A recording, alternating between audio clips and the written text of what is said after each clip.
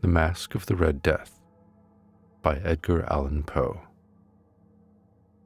The Red Death had long devastated the country.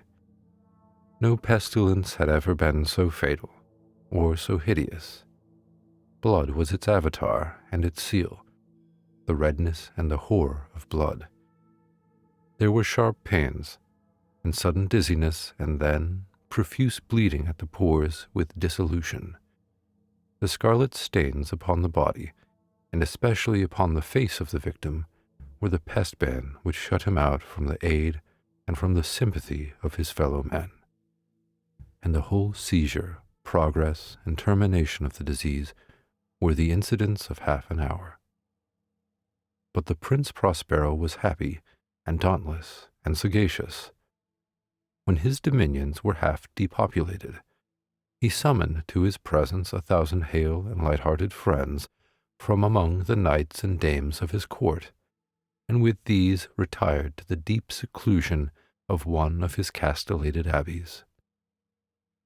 This was an extensive and magnificent structure, the creation of the prince's own eccentric yet august taste. A strong and lofty wall girdled it in. This wall had gates of iron. The courtiers, having entered, brought furnaces and massy hammers and welded the bolts. They resolved to leave means neither of ingress nor egress to the sudden impulses of despair or of frenzy from within. The abbey was amply provisioned. With such precautions the courtiers might bid defiance to contagion. The external world could take care of itself. In the meantime, it was folly to grieve or to think.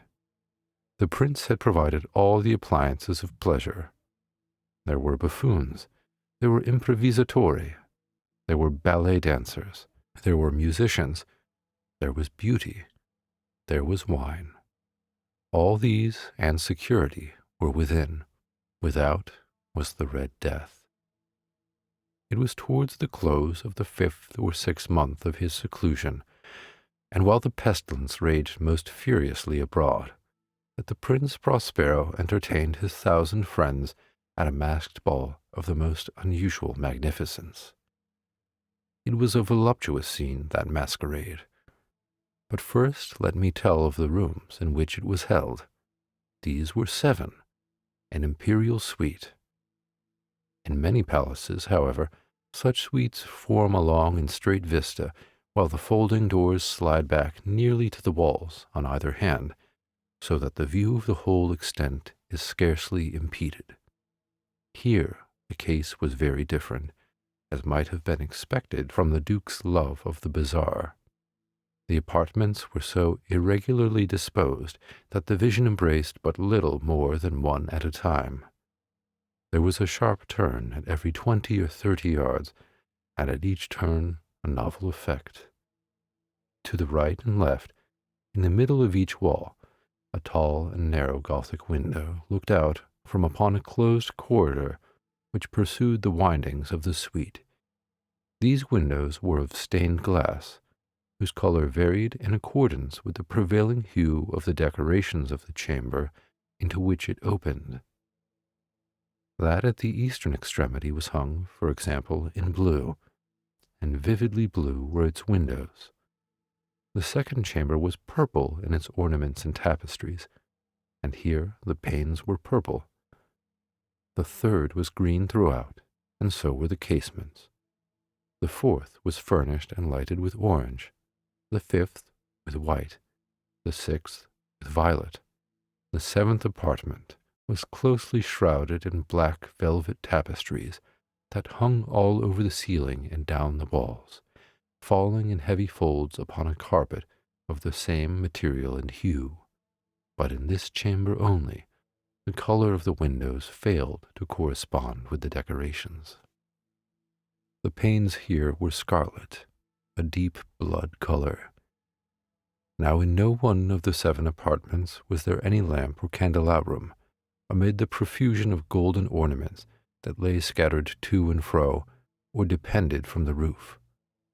There was no light of any kind emanating from lamp or candle within the suite of chambers.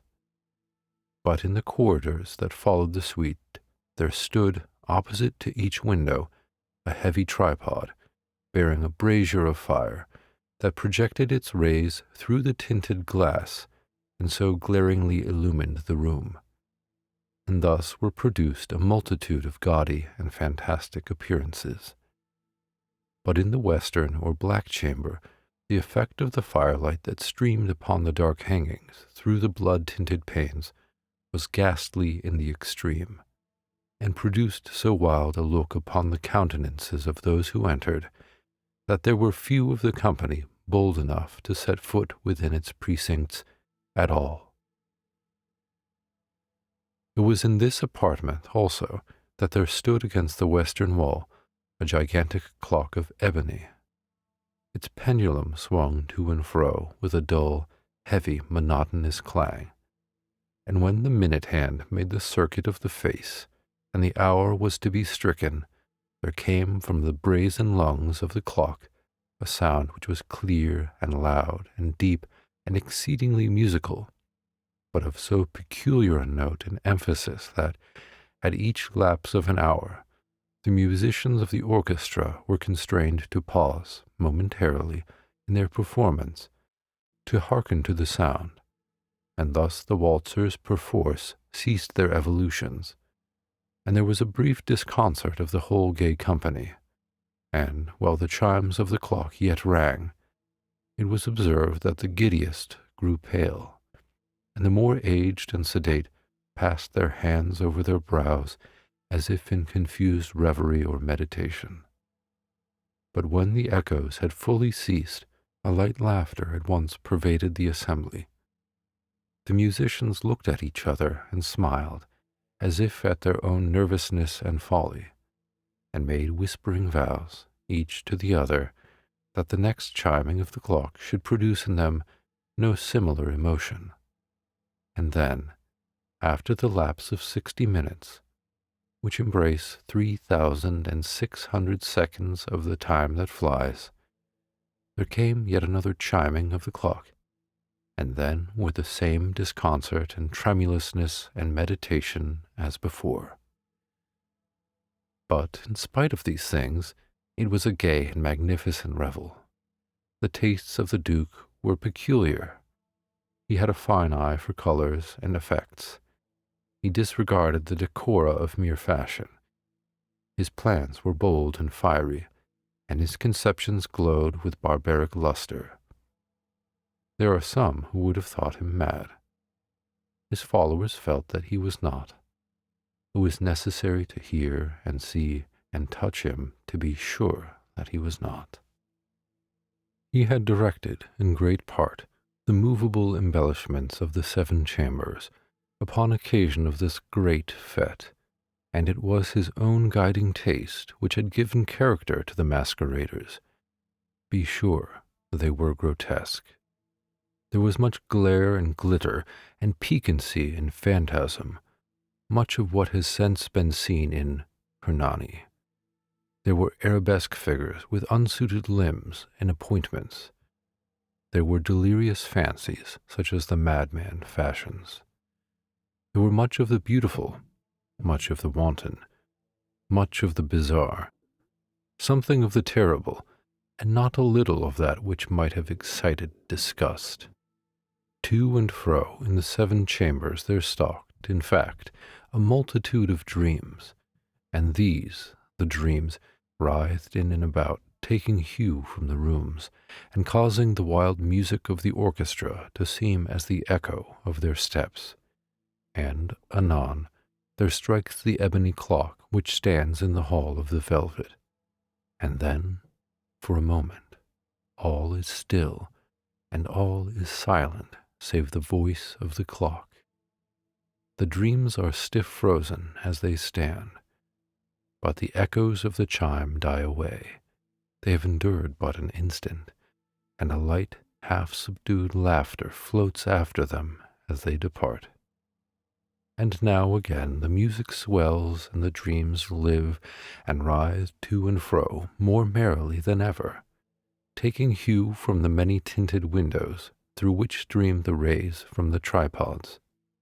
But to the chamber which lies most westwardly of the seven, there are now none of the maskers who venture, for the night is waning away, and there flows a ruddier light through the blood-colored panes, and the blackness of the sable drapery appalls. And to him whose foot falls upon the sable carpet, there comes from the near clock of ebony a muffled peal more solemnly emphatic than any which reaches their ears, who indulged in the more remote gaieties of the other apartments. But these other apartments were densely crowded, and in them beat feverishly the heart of life, and the revel went whirlingly on, until at length there commenced the sounding of midnight upon the clock. And then the music ceased, as I have told, and the evolutions of the waltzers were quieted, and there was an uneasy cessation of all things, as before. But now there were 12 strokes to be sounded by the bell of the clock, and thus it happened, perhaps, that more of thought crept, with more of time, into the meditations of the thoughtful among those who revelled. And thus, too, it happened, perhaps, that before the last echoes of the last chime had utterly sunk into silence, there were many individuals in the crowd who had found leisure to become aware of the presence of a masked figure which had arrested the attention of no single individual before. And the rumor of this new presence having spread itself whisperingly around, there arose at length from the whole company a buzz, or murmur, expressive of disapprobation and surprise, then, finally, of terror, of horror, and of disgust. In an assembly of phantasms such as I have painted, it may well be supposed that no ordinary appearance could have excited such sensation. In truth, the masquerade license of the night was nearly unlimited, but the figure in question had out-Heroded Herod, and gone beyond the bounds of even the prince's indefinite decorum. There are chords in the hearts of the most reckless which cannot be touched without emotion. Even with the utterly lost, to whom life and death are equally jests, there are matters of which no jest can be made. The whole company, indeed, seemed now deeply to feel that in the costume and bearing of the stranger neither wit nor propriety existed. The figure was tall and gaunt, and shrouded from head to foot in the habiliments of the grave.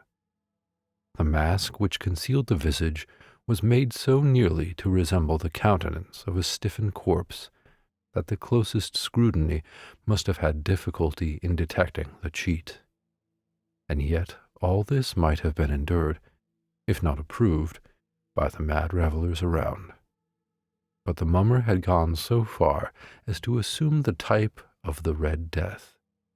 His vesture was dabbled in blood, and his broad brow, with all the features of the face, was besprinkled with the scarlet horror.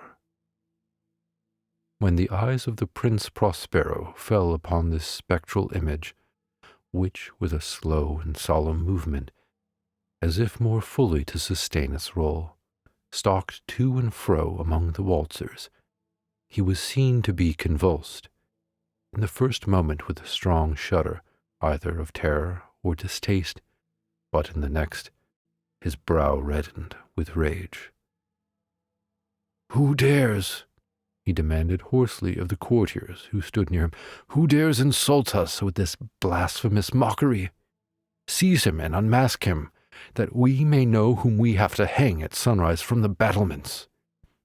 It was in the eastern or blue chamber in which stood the Prince Prospero as he uttered these words. They rang throughout the 7 rooms loudly and clearly, for the prince was a bold and robust man, and the music had become hushed at the waving of his hand. It was in the blue room where stood the prince, with a group of courtiers by his side. At first, as he spoke, there was a slight rushing movement of this group in the direction of the intruder, who at the moment was also near at hand, and now, with deliberate and stately step, made closer approach to the speaker. But from a certain nameless awe with which the mad assumptions of the mummer had inspired the whole party, there were found none who put forth hand to seize him, so that, unimpeded, he passed within a yard of the prince's person, and while the vast assembly, as if with one impulse, shrank from the centers of the rooms to the walls, he made his way uninterruptedly, but with the same solemn and measured step which had distinguished him from the first, through the blue chamber to the purple, through the purple to the green, through the green to the orange, through this again to the white, and even thence to the violet, ere a decided movement had been made to arrest him. It was then, however, that the Prince Prospero, maddening with rage and the shame of his own momentary cowardice, rushed hurriedly through the 6 chambers, while none followed him, on account of a deadly terror that has seized upon all. He bore aloft a drawn dagger, and had approached in rapid impetuosity to within 3 or 4 feet of the retreating figure, when the latter, having attained the extremity of the velvet apartment, turned suddenly and confronted his pursuer. There was a sharp cry, and the dagger dropped, gleaming upon the sable carpet, upon which instantly afterwards fell prostrate in death the Prince Prospero.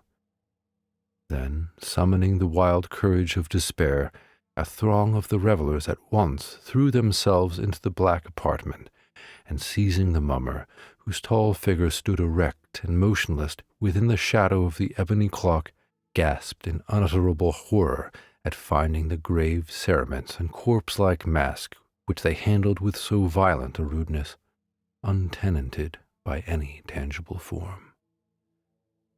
And now was acknowledged the presence of the Red Death. He had come like a thief in the night, and one by one dropped the revellers in the blood-bedewed halls of their revel, and died each in the despairing posture of his fall. And the life of the ebony clock went out with that of the last of the gay, and the flames of the tripods expired, and darkness and decay and the Red Death held illimitable dominion over all.